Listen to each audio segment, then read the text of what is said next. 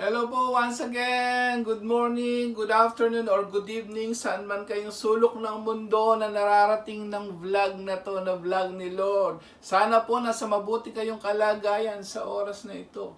May awitin na naman po tayo para sa inyo, magpambungad na awitin. Ayan po. God will make a way. Tandaan natin. Pakinggan po natin mabuti ang awitin niyan, kapatid. Namnamin mo ang awitin yan.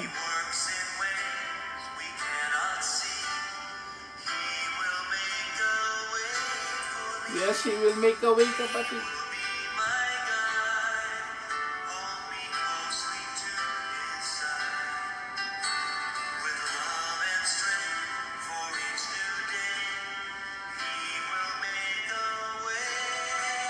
Yes, He will make a way. Unahin mo lang siya. He will make a way for you.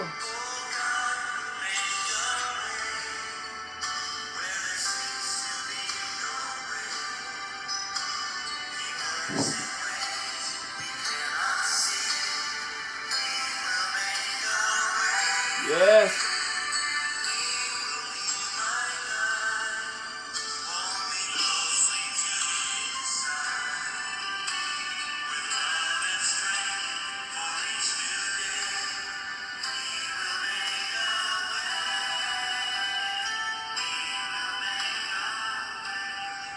Ayan, yes, malakas na palakpak sa ating Diyos na buhay. Yan po, no, napakabuti ng Diyos. Totoo po ang kantang yan. Sa mga nararanasan natin ngayon, God will make a way. Kailangan lang, unahin mo siya. Sabi ko lagi, rosary, Holy Mass, everyday po. Lalong-lalo na ang vlog ni Lord na to. Pwede nyo pong gawin to at least twice a day, isang umaga, isang gabi na bago kayo matulog. Kasi pag inuna mo siya, totoo, maniwala kayo, He will make a way for you. Amen! Palakpakan po natin ang ating Diyos na buhay. Ayan, dumako na po tayo sa pambuad na panalangin. Muli, ipikit natin ating mga mata. Ilagay natin ang ating presensya sa harap ng Diyos. Mahal tayo ng Diyos, mahal ka ng Diyos. Pabuad na panalangin sa ngalan ng Ama, ng Anak, ng Espiritu Santo. Amen. Ama namin sumasalangit ka, sambahin ang ngalan mo. Mapasa amin ang kaharian mo, sundin ang loob mo dito sa lupa para nang sa langit. Bigyan mo po kami ng aming kakanin sa araw-araw at patawarin mo kami sa aming mga sala para nang pagpapatawad namin sa nagkakasala sa amin at huwag mo kaming ipahintulot sa tukso at yadya mo kami sa lahat ng masama. Amen.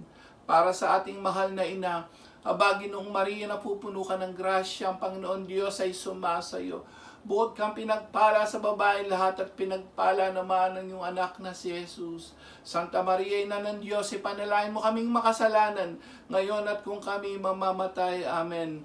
Luwalhati sa Ama, sa Anak at Espiritu Santo, kapara ng sa unang-una ngayon at magpakailanman, magpasawalang hanggan siya nawa. Luwalhati sa Ama, sa Anak at Espiritu Santo, kapara ng sa unang-una ngayon, magpakailanman, magpasawalang hanggan siya nawa. Sabay-sabay po tayo lahat. Luwalhati sa Ama, sa Anak at Espiritu Santo, kapara ng sa unang-una ngayon at magpakailanman, magpasawalang hanggan siya nawa. Sa ngalan ng Ama, ng Anak, ng Espiritu Santo. Amen! Palakpakan po muli natin na ating Diyos na buhay. Hi! Muli! Kumusta na po kayo? Long time no see. Sabi nga, ano po?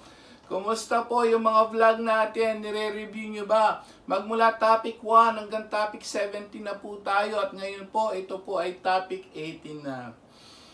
Napakabuti ng Diyos, no? Pasalamat ka, kapatid, brothers and sisters, nanonood ka sa bahay mo kasama ng pamilya mo. Pasalamat ka. Sabi ko nga lagi, at least buhay pa tayo.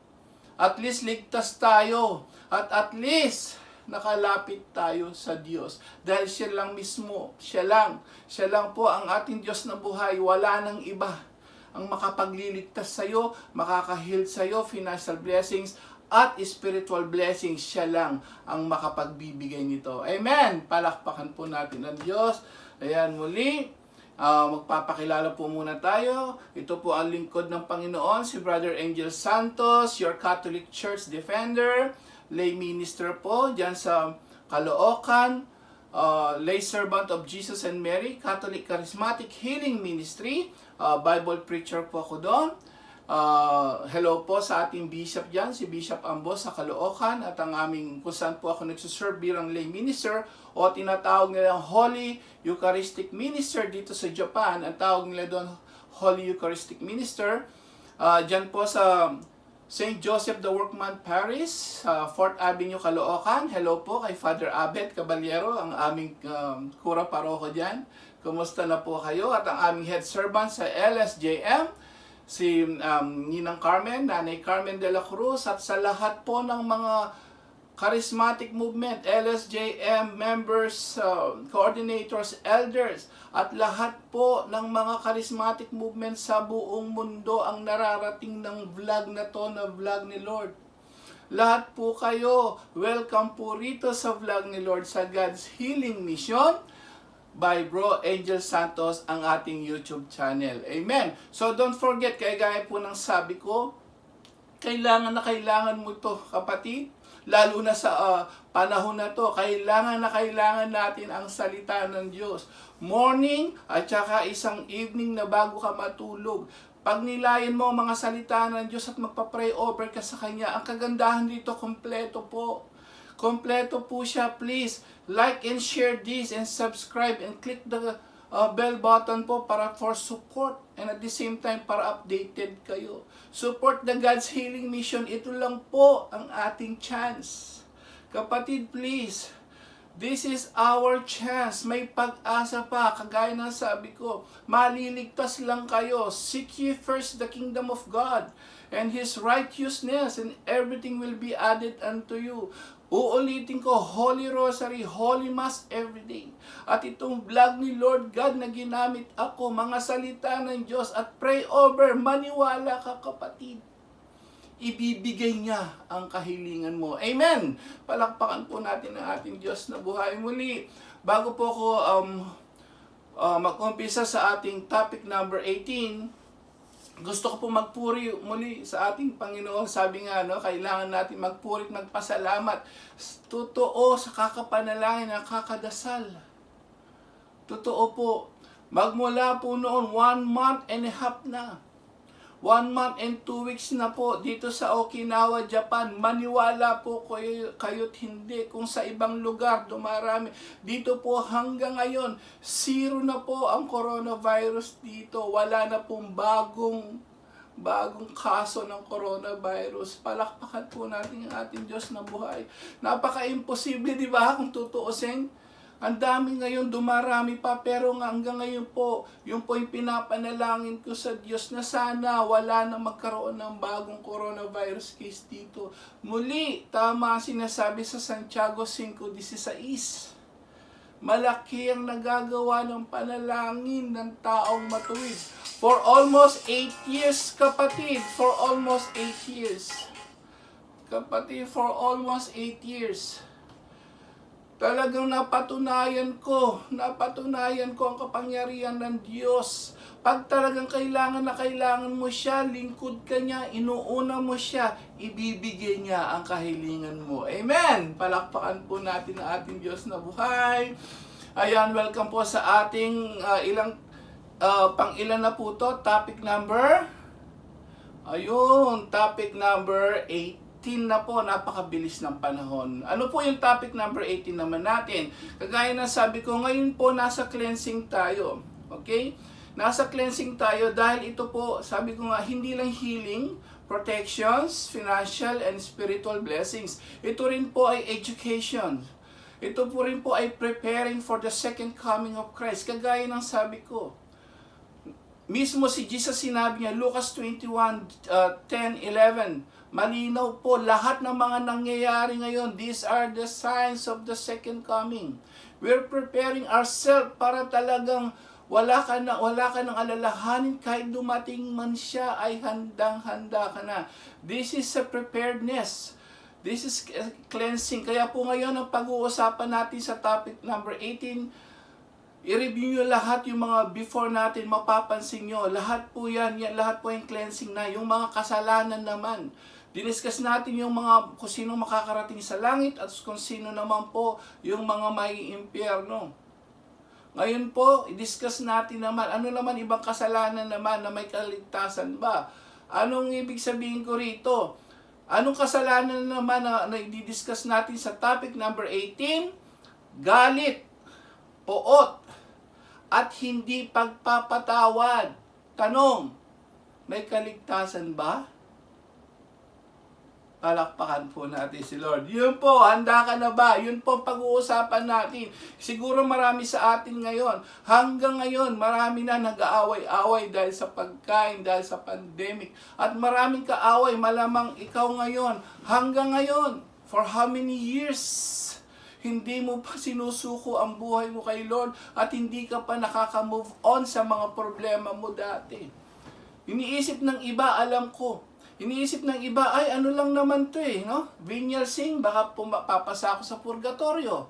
Pwede, iisipin natin. Pero dito malalaman natin. Pag-aaralin natin, cleansing po, kailangan natin po paghandaan ang pagdating ni Kristo. Amen! Palakpakan po natin si Lord. Ayan, umpisan po natin. Galit lang naman yan. May galit, may puot. Ayoko lang magpatawad. Paano nakamatayan mo? May kaligtasan ba yung mga namatay na yon na hindi man lang nagpatawad? Una, ayan, umpisan po natin. I-ready nyo na po. Maganda pong topic ito. Paganda ng paganda. Kasi po, paglilinis na po tayo ngayon. Para bago siya dumating. Bago dumating si Jesus, handang-handa ka na. Amen. Talagang lilinisin na natin. Hindi natin alam yun na sinasabi ng Bible. Hindi lang natin alam kung kailan. Paano kung dumating siya, kailangan cleanse na. Kaya lang mga tao po ngayon, naririnig magsisi. Ngunit hindi po nila alam kung ano yung gagawin. Hindi nila alam kung ano yung kasalanan nilang na hindi pala maliligtas. Ngayon malalaman natin ngayon, itong mga kasalanan na to. Galit, puot, simple lang yan, di ba? Okay, tingnan natin, may utos ba ang Diyos dito? Uunahin natin, siyempre lagi ko sinasabi, kompleto po tayo. Makinig po kayo, lahat ng mga Filipino sa buong mundo. Kung mayroon kayong, sabi ko nga lagi, kung mayroon kayong asawang foreigner, please translate this to them. Ito po ay para sa kaligtasan ng buong mong pamilya. Kailangan malaman mo. Kung may puot ka, may galit ka, hindi ka nagpatawad. Pag nakamatayan mo, maliligtas ka ba? Basa. Dito po, umpisa natin sa Old Testament. Ano sinasabi sa Leviticus chapter 19? Old Testament pa lang utos na ba ni Father God yan? Chapter 19, verse 17 to 19. Tignan po natin, utos na ba noon? Alam niyo po nung una, yan ang sinasabi ko, no? Si Father God po noon, siya po ay nakikipag-usap pa sa mga propeta. Sinabi niya kay Moses, ito po yung mga habilin niya sa mga tao, sa mga Israelita. Kung ano yung gagawin, from God mismo, Old Testament. Ano sabi rito? Maliban dun sa mga utos niya doon sa Ten Commandments, ito po yung sinabi niya. Huwag kang magtatanim ng galit sa iyong kapwa. Sa halip, pangangaralan mo siya, sa gayon hindi ka magkakasala dahil sa kanya. Huwag kang maghihiganti o magtatanim ng galit sa iyong mga kasamahan. Ibigin mo ang iyong kapwa, gaya ng iyong sarili. Ako, si Yahweh, ang salita ng Diyos. Salamat sa Diyos. So ulitin ko, ano po sabi niya rito, sabihin daw sa mga Israel, utos mismo ni Father God. Huwag kang magtatanim ng galit sa iyong kapwa. Old Testament pa lang, binanggit na po ito, huwag. Pag sinabing huwag, huwag. Sabi ni Father God, mga ibang propeta, may sinabi ba? Subukan po natin sa mga ngaral, 7:9. Old Testament pa lang tayo, ang dami po niyan. Hindi ko lang maibigay sa inyo lahat. Dahil kailangan lang natin i-summarize itong mga pipiliin natin, itong mga tungkol sa galit at hindi pagpapatawad. Ito ba ay nakalagay sa Biblia? Yes. Old Testament pa lang. Pangalawang verse, mga ngaral po tayo. 7:9, anong sabi rito? Pag-aralan mong magpigil sa sarili, Mangmang lamang ang nagtatanim ng galit, ang salita ng Diyos. Salamat sa Diyos. Palakpakan po natin si Lord. Old Testament, nasa Biblia wala, nasa Biblia. Ulitin ko, Mangaral chapter 7 verse 9. Pag daw ikaw nagtatanim ng galit, kayo may galit pa hanggang ngayon. Pag daw kayo nagtatanim ng galit, kayo mga mangmang. Bakit po? Kasi nga naman, ba't ka magtatanim ng galit? Mag-move on ka, bayaan mo siya. Ikaw ang piliin mo maglingkod sa Diyos, magpakabuting tao para hindi ka may stress, hindi ka magkasakit. Tama ang Biblia na naman. Amen. Pangatlong verse naman tayo. May sinabi na naman ba utos ng mga propeta sa Old Testament? Meron. Ecclesiastes chapter 28 verse 2 to 3 hanggang 7. Uulitin ko. Ecclesiastes chapter 28 verse 2 to 3. Ayan ha. Old Testament pa lang tayo, ang daming utos po tungkol sa galit. Work on cleansing. Tanggalin nyo na yan. We're preparing on the second coming of Christ. Ano sabi rito sa 2:3 ng 28? Patawarin mo ang kapwa sa kanyang pagkukulang. Patawarin, at pag ikaw ay dumalangin sa Diyos, patatawarin ka rin naman. Ang nagtatanim ng galit, pakinggan nyo, laban sa kapwa, pag tumawag ka sa Panginoon, wala kang kakamtang awa. Ang salita ng Diyos. Malinaw po, Old Testament Ecclesiastico, saklat ni Sirach to. Alam nyo yun. Sa Old Testament mga propeta, sinabi na tungkol sa galit. Pag hindi ka nagpatawad, wala kang makakamtan ng awa sa Panginoon. Meron pa siya dagdag dito sa 7 po, 28:7. Alam mo, may sinabi po siya rito eh. Ano sabi rito sa 7? Ito po malupit to, sabi rito. Dili-dilihin, parang dalay-dalihin mo ang kautusan at huwag kang magalit sa kapwa. Alalahanin mo ang tipan ng kataas-taasan at matuto kang magpatawad. Ang salita ng Diyos. Utos o hindi? Alam ko po hanggang ngayon, marami kayong may mga kaaway. Isa pong pagpupuri, kaya ako po diniscuss ngayon to, tinapik, dahil mayroon po tayong isang regular viewers dyan, na isa ko pong kaibigan. Magmula po nanonood siya, nakikinig ng mga vlog natin dito kay Lord, yung God's Healing Mission natin. Alam niyo po, ang sabi niya, nag-text po siya, sabi niya, talagang nagulat siya, unti-unting nawawala ang galit niya. Amen! Palakpakan po natin ng Diyos na buhay. Totoo, makapangyarihan po ako na magsasabi sa inyo for almost 8 years. Almost 8 years po, ang dami ko ng taong nakita na talagang sobrang magagalitin, may galit sa kapwa, nawala yun.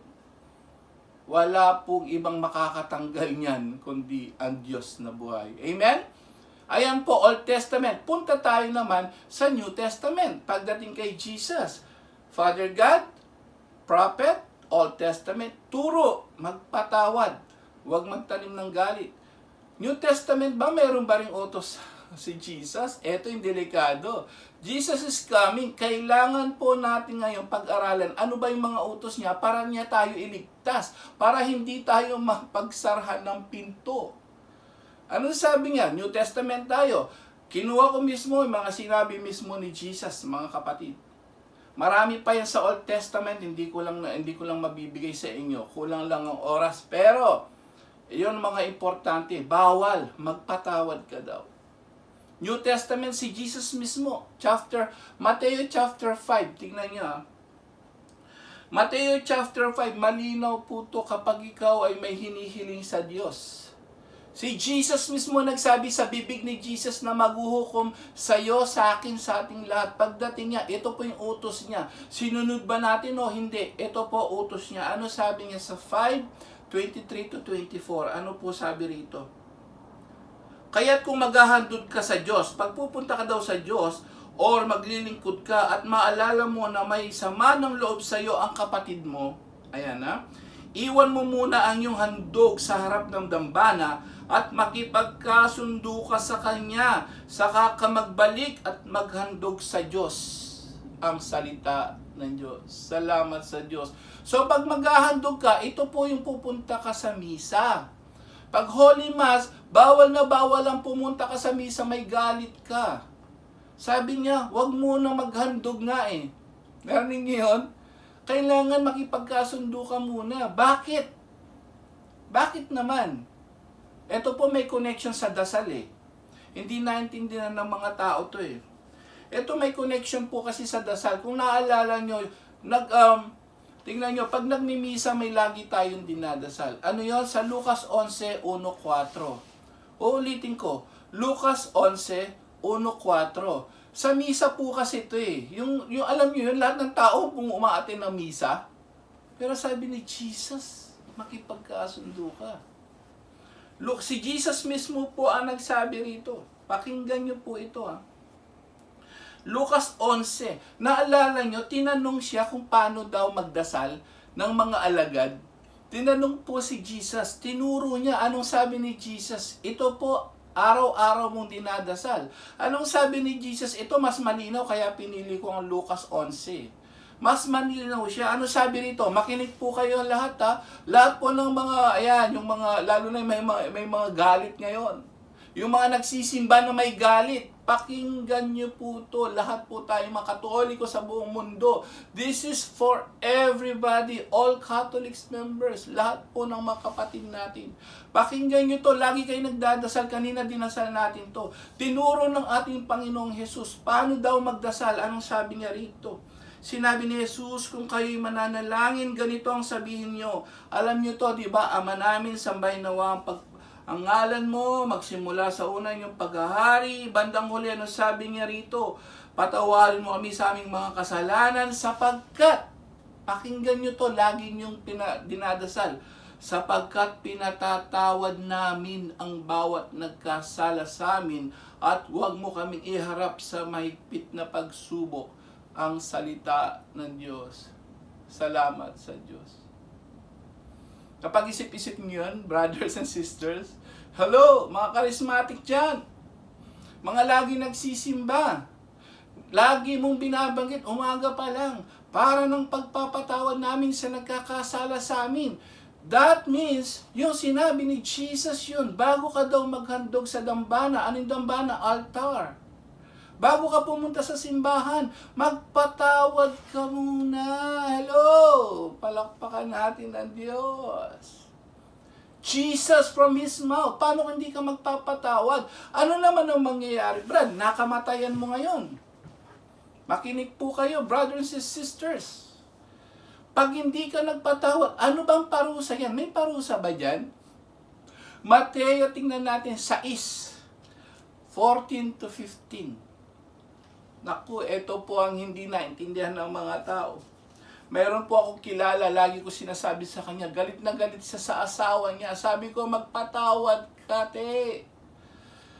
Magpatawad ka, lagi siya nagsisimba, dinadalangin Ama namin. Pero lagi niyang inaaway ang asawa niya. Alam po nangyari siya pa, nagkasakit siya, nagka-cancer. Totoo ang salita ng Diyos. Utos yan, hindi po ako. May kilala talaga ako, ayaw niyang patawarin. Pagkatapos niyang nagsimba, aawayin niya asawa niya. Walang pagpapatawad. Sino nagkasakit siya? Ano bang mangyayari? Bakit ko kailangan i-push ito sa inyo, kapatid? Brothers and sisters, please listen to this. Share this to the people you loved. Lahat po ng mahal niyo sa buhay na may galit po at kung gusto niyo silang maligtas, i-share niyo ito sa kanila. Ito po'y galing kay Jesus na maghuhukom. Hindi po galing sa akin, ha? Galing po ng Biblia. Nung nabasa ko to, sabi ko doon sa kakilala ko, magpatawad ka na, nagka-cancer tuloy. Nagkasakit. Malaki bang kasalanan yun? Yes! Bakit hindi malaking kasalanan? Sabi ni Jesus bago ka maghandog, bago ka pumunta sa simbahan, magpatawad ka. Before aawayin, after aawayin yung asawa, nagpapatawad ka? Hindi. Hindi. Ano sabi ni Jesus mismo? Eto, pakinggan nyo. Mateo 6:14-15. Ito kaya nga sabi ko, ang vlog na to, this is different. Itong pagkakaiba na sa ibang mga mangangaral. Anong pagkakaiba ito? Kompleto. Malalaman mo kung bakit. Kaya nga sabi ko, please, pakinggan nyo mabuti yung mga sasabihin ko dahil lahat na sasabihin ko maniwala kahit hindi nasa Biblia. Ito yung malupit dito. Pag hindi ka nagpatawad, sabi ni Jesus sa bibig niya, parating na siya, paano pag hindi mo sinunod? Or paano kung nakamatayan mo? Ang galit mo sa kapwa mo, hindi ka nagpatawad. Ano sabi rito? Malinaw. Sapagkat kung pinatatawad ninyo ang mga nagkasala sa inyo daw, patatawarin din kayo ng inyong amang nasa langit. Sabi ni Jesus. Ito yung 15. Ngunit, malinaw to pakinggan nyo. Ngunit kung hindi ninyo pinatatawad ang mga nagkakasala sa inyo, hindi rin kayo patatawarin ng iyong amang nasa langit. Ang salita ng Diyos. Wala kang kapatawaran, brothers and sisters, pag hindi ka nagpatawad. Nakamatayan mo yan, saan ka pupunta? Napakahirap ma-impyerno for billions of years. Wala ka nang babalikan. Jesus is coming. Sabi po ng Biblia, hindi po ako ito po yung mga signs, mga pandemic, salot, taggutom, signs of end times. Kung hindi ka nagpatawad ngayon, Brad, hindi ka nagpapatawad, sis. Ang sabi ni Jesus na nagsabi, hindi mo tinupad Hindi ka daw patatawarin ng Ama kahit anong gawin mong humingi ka ng tawad.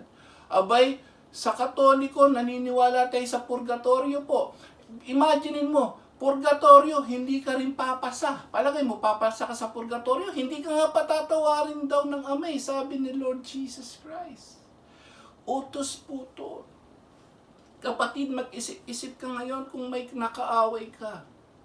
Mahal ka ng Diyos, kaya siguro ginamit ako. Ginamit ang vlog na to para lahat ng mga may galit sa buong mundo, lahat ng tao may kagalit, tanggalin nyo na, move on ka. Follow God's will. Parating na si Jesus, isipin nyo na lang po yung kaligtasan natin dahil lahat po tayo gusto nating maligtas sa pagdating niya. Amen! Palakpakan po natin si Lord. Ngayon, ang tanong ngayon, ayan, dun sa may kaligtasan, galit po at hindi pagpapatawad. Title, may kaligtasan ba? Sabi ni Jesus, ayan hindi ka daw patatawarin ng Diyos Ama pag hindi ka nagpatawad. Ngayon, sasabihin natin, Brad, napakahirap naman ito. Ano ba pwede namin gawin? Ano ba sinasabi ni Jesus para gawin mo? Ayan, ang sagot ko po dyan sa mga, anong gagawin namin sa mga masasamang tao, masamang asawa, nangaliwa si mister, nangaliwa si misis, o kaya yung mga problema namin masasamang tao dito sa mga boss namin, mga ibang tao, anong gagawin namin, Brad? Ang ibibigay ko po sagot, ganun din, galing kay Jesus. Kasi po, dapat, ang panuntunan mo ngayon, mga salita ng Diyos, salita ni Jesus. Bakit? Siya maghuhukom Ang salita niya ang huhukom sa atin. John 12:48. Pagdating daw niya, ang hahatol sa atin, salita niya.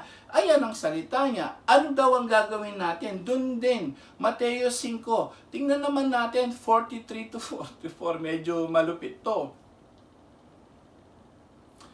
New Testament, Jesus, anong gagawin sa mga masasama, sa mga kaaway? Anong sabi rito? Narinig na ninyong sinabi, ito, lagi nyo pong naririnig ito. Narinig niyo yung sinabi, ibigin mo yung kaibigan at kapuotan mo ang yung kaaway. Ngunit, makinig po kayo, importante po to. Ito yung gagawin niyo daw.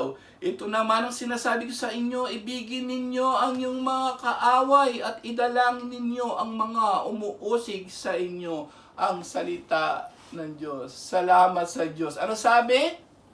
Ibigin mo. Mahirap? Yes, wala po ko sinasabing madali. Ibigin ang kaaway. Pero tanong, commandments o hindi? It's a commandments of God, of Jesus. So, whether we like it or not, ibigin mo pa rin siya. Paano pag-ibig ba? Sabi niya, idalangin mo. So, ang sabi rito, may sagot naman po si Jesus sa Biblia. Lahat po nandito. Kaya sabi ko sa inyo, dito po marami kayong malalaman tungkol sa lihim na panukala ng Diyos. Mahirap ba ibigin daw ang kaaway?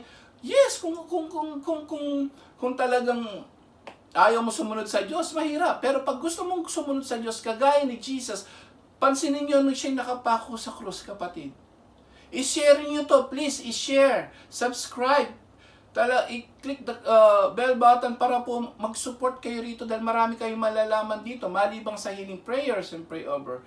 Ayan, maririnig natin dito, sa bibig ni Jesus na binabanggit sa ating banal na kasulatan sa Biblia. Anong sabi niya rito? Ibigin mo yung kaaway. Ano sabi ni Jesus nung siya pinako sa krus? Unang-unang salita nga niya yun, ano sabi niya? Ama, patawarin mo sila.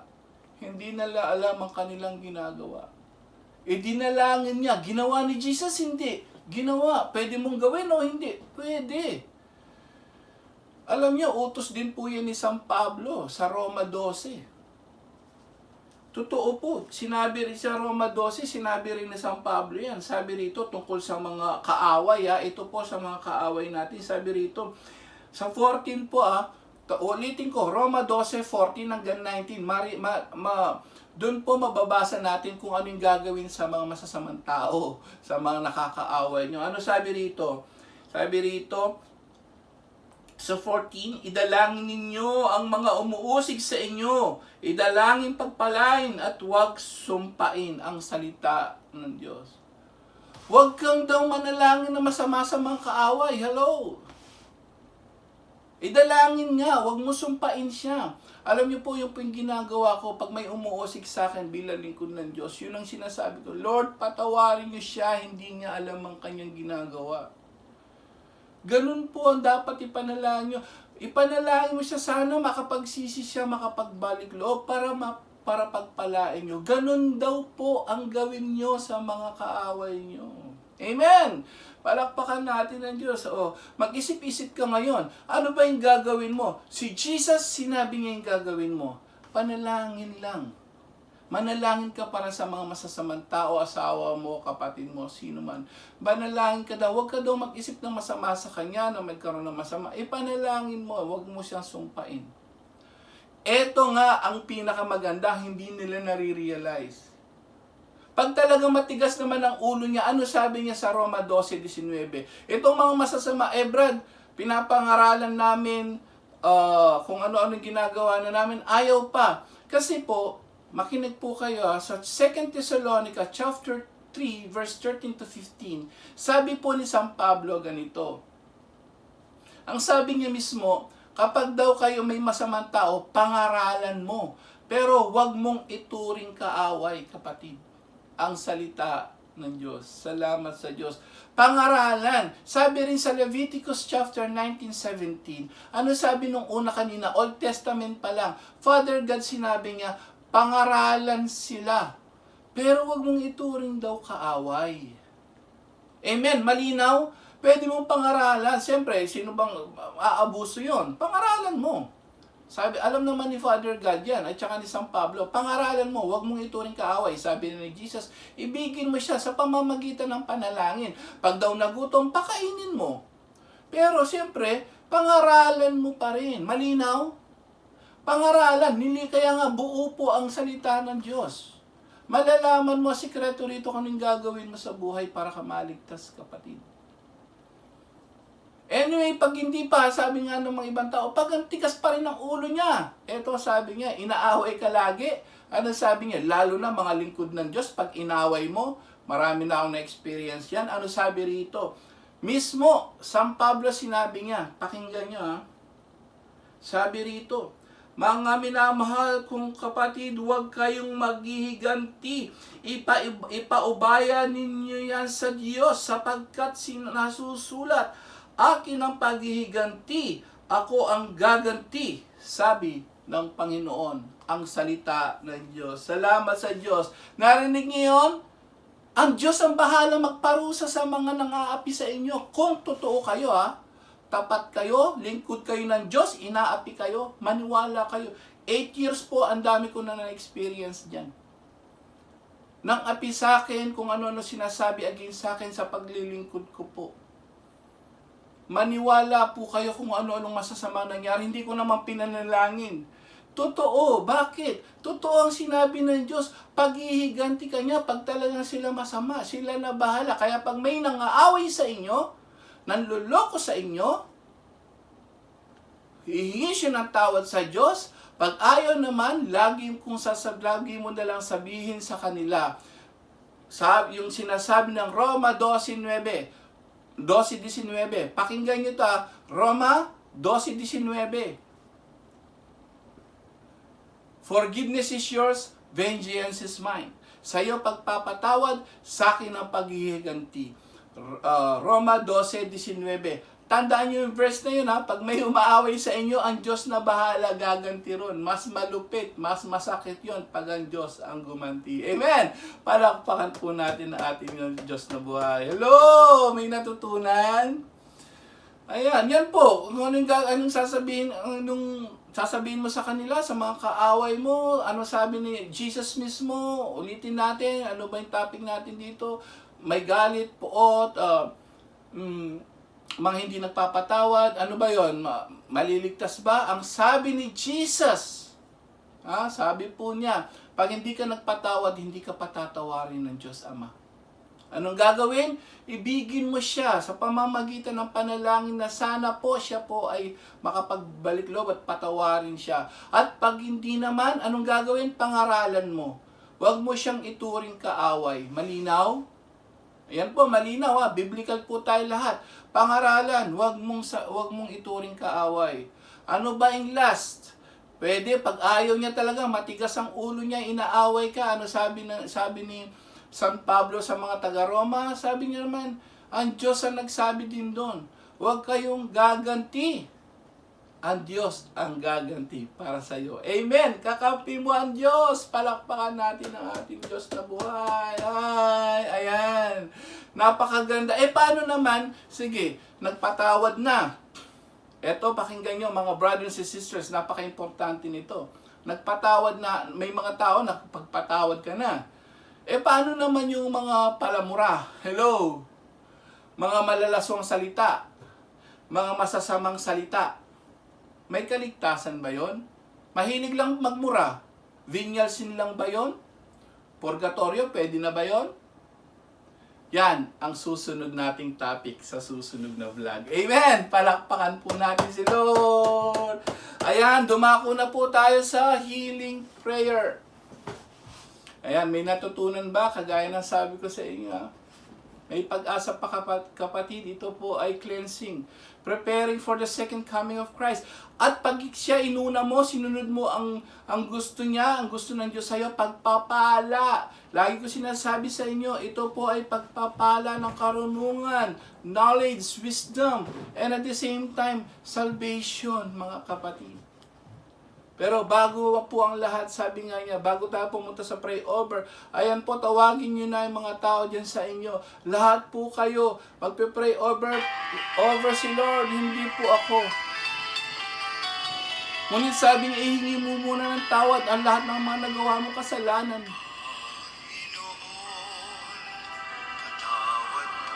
Pakinggan mo ang awitin ito, kapatid.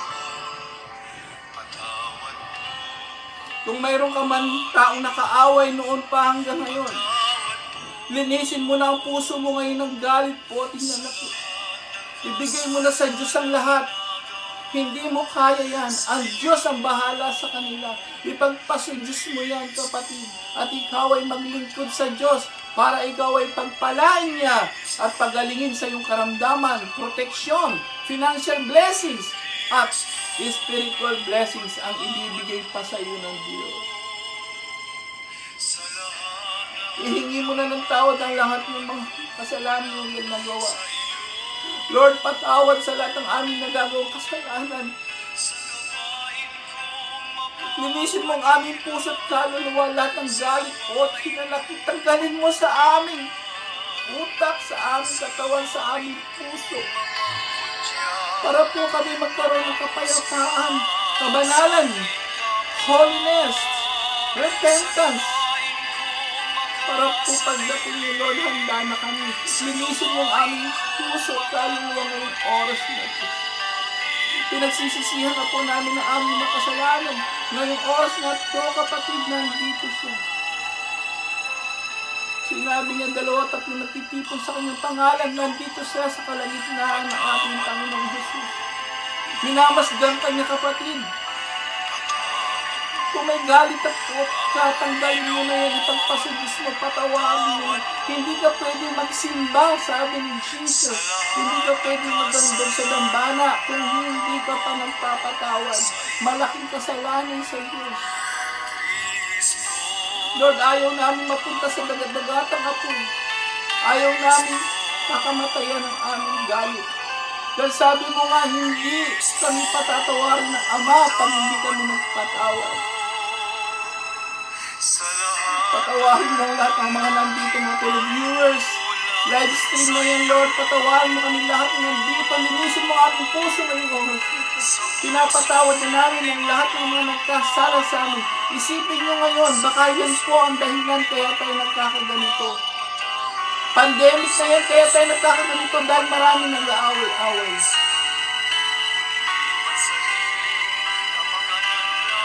Lord, patawarin mo.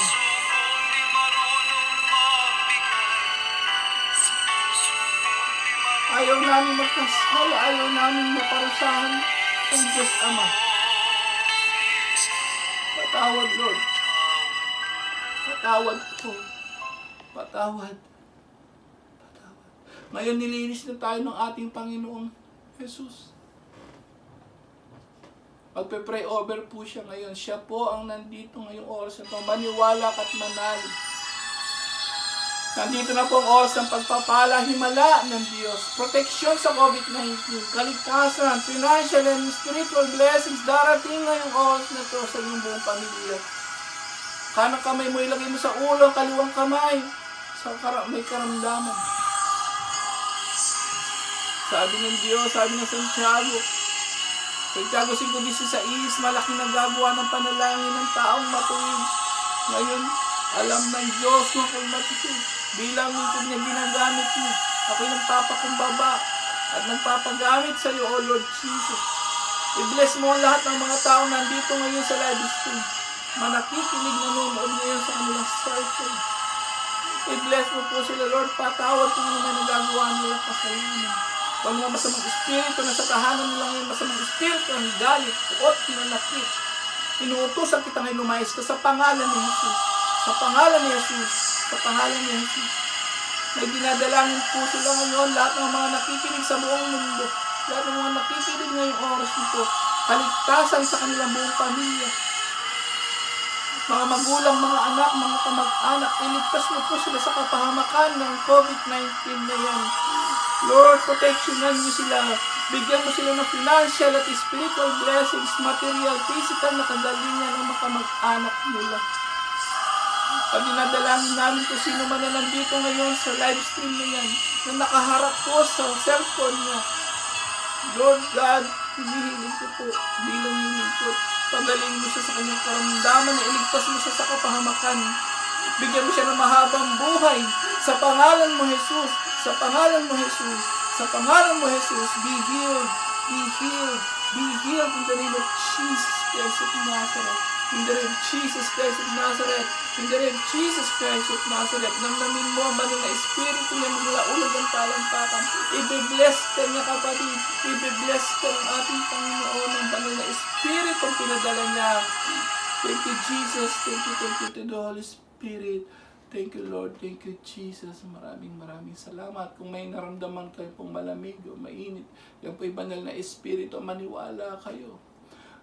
God will make a way. And ito yung way niya, yung cellphone mo ngayon, para ikaw ay pagpalain. Ngayon po, pasalamatan natin ang ating Panginoon. Wala tayong magagawa kundi pasalamatan. Buhay pa tayo, may kinakain pa tayo. At ngayon may pag-asa pa tayo maligtas ang kaluluwa natin kasama ng buong mong pamilya. Salamat, Lord. Itaas mong kamay mo. Pasalamat ka sa ating Diyos Ama. Lord Jesus, ang banal na espiritu, nabuhay ka pa. Nakapaglilingkod ka pa. Nakakapakinig ka pa ng kanyang gawain sa FB. Ginawa niya to para sa iyo. Hindi po aksidente. Lord, maraming salamat. Salamat. Thank you, Lord. Thank you, Jesus. Salamat po sa mga mabuti mong balita. Gumaan ang aming pakiramdam. Salamat po sa mabuti mong balita ng kaligtasan ngayon po. Nalaman namin na hindi mo kami patatawarin kapag hindi kami magpatawad ng aming kaaway. Lord, salamat. Thank you, Lord. Thank you, Jesus. Salamat, Lord, sa buhay, sa kalakasan. Salamat, Lord, sa pagkakataon magkaroon ng gawain sa cellphone na ito. YouTube man yan, FB man yan, lahat po yan, wala kaming maibabalik sa iyo kundi pasalamatan ka. Thank you, Lord. Thank you, Jesus. Maraming salamat. Thank you, Lord. Thank you, Jesus. Thank you to the Holy Spirit. Susunod na po kami sa mga tungkulin mo, Lord. Salamat muli sa pagkakataong makapagsisi, makapagbalik, Lord, sa iyo. Walang hanggang pasasalamat. Sa liwanag ng buhay, Ama. Thank you, Lord. Thank you, Jesus. Salamat ang karoon kami ng kapayapaan ngayong oras. Nakapagpatawad sa lahat ng mga nagkasala sa amin. Lord, salamat. Isinusuko na namin ang aming buhay. Lahat ng problema sa iyo. Alam po namin, Lord, you will make a way. God will make a way. Tandaan mo, kapatid. Thank you, Lord. Thank you, Jesus. Thank you to the Holy Spirit. Salamat, Lord. Salamat, Jesus. Salamat. Walang kang pasasalamat. Salamat sa mga magulang. Salamat sa mga kaibigan sumusuporta. Salamat sa gobyerno. Salamat po sa proteksyon mo sa COVID-19 sa buo naming pamilya. Salamat po sa mga maraming nabago dahil sa cellphone na to. Dahil sa gawa ng God's healing mission. Your mission is to heal, to protect financial and spiritual blessings.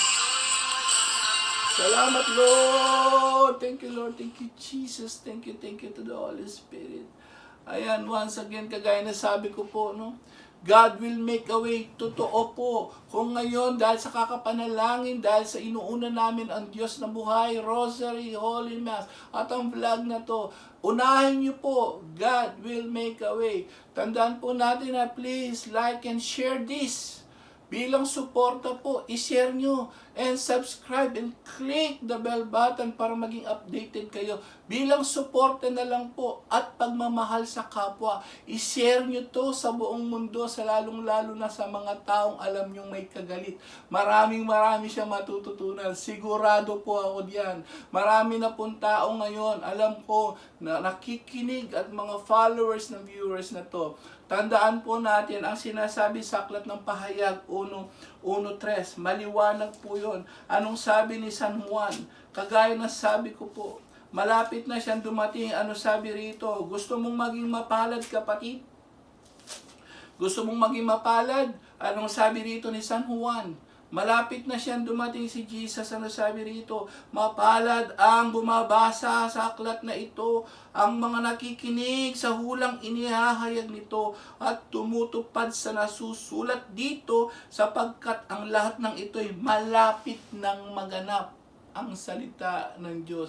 So mapalad ka, kapatid. Ngayon nakikinig ka, ngayon nagbabasa ka na, ngayon po gawin nyo to everyday.